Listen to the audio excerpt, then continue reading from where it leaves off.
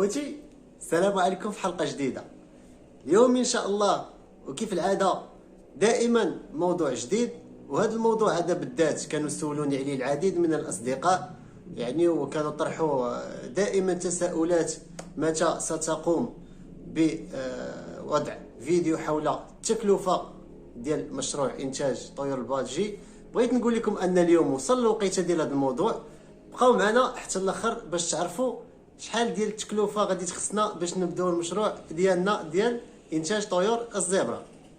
الا كنتي اول مره كتشاهد القناه فما عليك الا تضغط على زر الاشتراك وكذلك على تفعيل الجرس باش توصل بجميع الفيديوهات الجديده ان شاء الله اللي غادي تكون على القناه من هنا لقدام.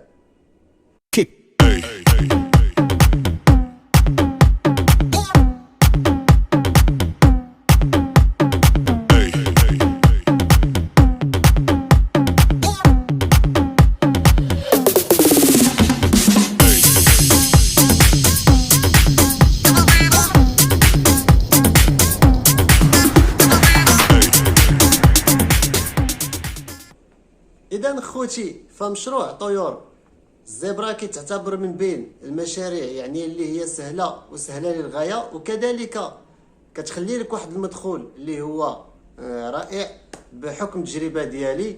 وأي واحد مبتدئ في مجال الطيور فأنا أنصحه دائما بأن يبدأ بطيور صغيرة بحال الزبرة أو البادجي. كما أن إخواني التكلفة ديال إنتاج أو عمل مشروع ديال إنتاج طيور الزبرة فهي تكلفة رخيصة ورخيصة جدا مقارنة مع الطيور الأخرى. وأولا الإخوان غادي نحتاجوا للطيور، الطيور فمن لازم عليك أنك تشتريها بالجملة وتاخذ أزواج اللي هي باقا صغيرة وقريبة توجد إن شاء الله باش تخدم عندك أول خدمة. والثمن ديال الزبرة حاليا في الأسواق إلا كنتي غتاخذها بالجملة راه كتراوح بين 32 درهم حتى ل 35 درهم. اما الا كنتي غتاخذ الحبه او بالتقسيط فهي غادي طيح عليك غاليه شويه، تقريبا 40 درهم، وبعض المناطق راه واصل الثمن ديالها حتى ل 55 درهم. داكشي علاش الاخوان الا كنتو بغيتو ديروا مشروع فحاولوا تاخذوا طيور الزبرة بثمن الجمله. اذا الاخوان اول حاجه غادي نحتاجو في المشروع ديالنا هي الطيور، فغادي نحتاجو على الاقل 6 ازواج، اي 12 حبة أو 12 طائر، 6 منهم ذكور و6 إناث. والثمن ديالهم إلا خديتهم ب 35 درهم للجملة فغيطيحوا عليكم تقريبا ب 420 درهم. وثاني حاجة الخوت غادي نحتاجو اللي هما الأقفاص دائما خذوهم صغار ديال 2 وكالات، وراه الثمن ديالهم عند المحلات في القريعة أو في الدار البيضاء عند المحلات اللي خاصة بالطيور الثمن ديالها تقريبا 50 درهم. اي الا خدينا 6 ديال الاقفاص غادي نضربوهم في 50 درهم غادي يعطينا تكلفه ديال 300 درهم، الاقفاص غيطلعوا علينا 300 درهم. وندوزو دابا الاخوان لثالث حاجه واللي هي الاعشاش. الاعشاش ديال طيور الزبرة فهي موجوده بكثره وبشكل كبير في الاسواق ديال الطيور الزينه وعند المحلات الخاصه ببيع المواد ديال الطيور. وانصحكم دائما طيور الزبرة خذوا لهم مثل هاد الصناديق الصغيره ديال الخشب اللي كتشوفوا الان في الصوره، فالثمن ديالها كيدير 10 دراهم، اي بمعنى 6 ديال الاعشاش غادي يطلعوا علينا 60 درهم. رابع حاجه الاخوان اللي غادي نحتاجو هي شرابات المياه، وخذوا دائما طيور الزبرة خذوا لهم واحد الشرابات صغار كيكونوا على قد الحجم هذا، والثمن ديالهم اللي هو 3 دراهم، وغنضربوا كذلك 3 دراهم في 6 ديال الشرابات اللي غادي يكلفونا تقريبا واحد 18 درهم. خامس حاجه الاخوان واللي هي مواد التعشيش. مواد التعشيش انت ما غاديش تحتاج اصلا تشريها، غادي تمشي عند شي مون العطار او لا شي حد كيعمل داكشي ديال العطريه، راه هو غادي يعطيك واحد الخنشه اللي كيقولوا لها خنشه ديال الشمرتل، ولا مشيتي عند اي واحد راه غادي يعطيها لك بدون مقابل.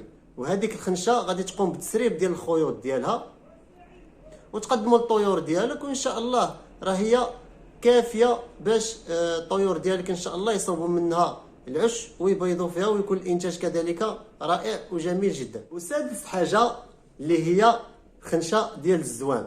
فانت كيبقى الامر ديالك واش غادي تاخذ الزوان الحبوب يعني اللي هي بواحد الكاليتي او جوده مرتفعه او متوسطه او ادنى جوده. والخنشه ديال الزوان ديال 25 كيلو راه الثمن ديالها كيدير تقريبا واحد 170 الى 175 درهم. وبلا شك الاخوان دابا كتنتظروا شحال غادي يكلفنا هذا المشروع كامل وشحال جا المجموع ديال هذا المبلغ اللي ذكرناه كامل. كذلك الثمن اكيد غادي يكون رخيص ورخيص بزاف اللي هو 1000 درهم تقريبا او 968 درهم. يعني هو ثمن يقدر اي واحد يبدا به سواء كان كبير او لا صغير. والاكيد الاخوان هذا المشروع فهو ناجح وانصحكم دائما بان تبدوا بهذا المشروع هذا الصغير ومن بعد راه غادي يبدا يبان لكم ما احسن ان شاء الله.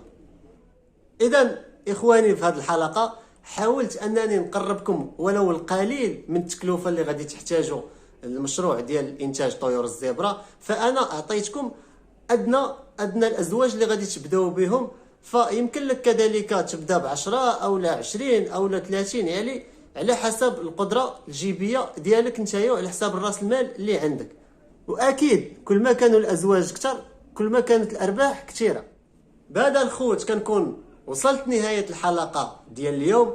ان شاء الله الجزء الثاني من مشروع انتاج طيور الزبرة غادي يكون حول الارباح اللي غادي ندخلوا من هذا المشروع هذا. ما تنساوش دعموا القناه بلايك وكذلك اللي كيشاهد الفيديو في القناه اول مره يشترك معنا باش يولي حتى هو من العائله الكبيره ديالنا. نضرب لكم موعد ان شاء الله في الحلقه الجايه. الى اللقاء.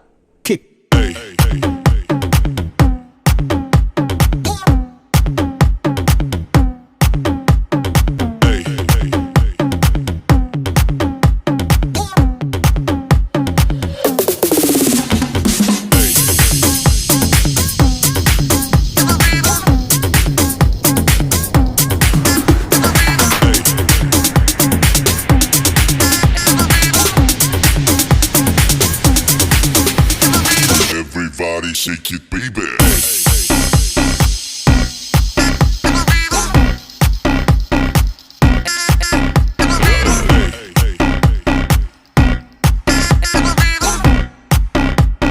Everybody shake it, baby.